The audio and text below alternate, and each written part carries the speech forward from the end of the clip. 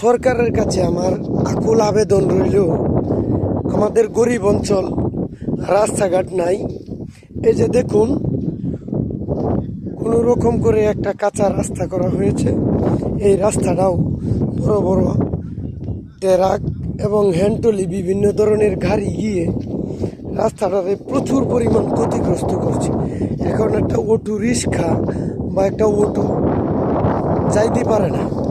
সরকারের কাছে আমার বিশেষ অনুরোধ রইল, আপনি আমাদের এই রাস্তাটা খুব শীঘ্রই করে দিবেন।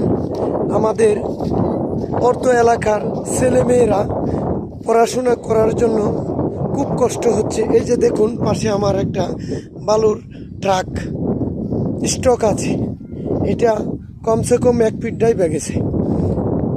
বিশেষ আকুল আবেদন রইল, এই বর্ষাকালে আগে যাতে আমরা এই রাস্তাটা স্বয়ংসম্পূর্ণ দেখতে চাই।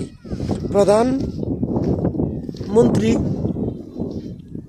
জনাব সম্মানিত ব্যক্তি তারেক রহমান, আপনার কাছে বিশেষ অনুরোধ রইল, রাস্তাটা যে কোনো প্রকারেই হোক আমাদের এই রাস্তাটা আপনি মেরামত করে দিবেন।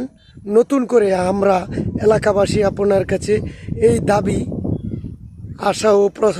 আশা রইল, খুব শীঘ্রই এই রাস্তাটা করে দিবেন।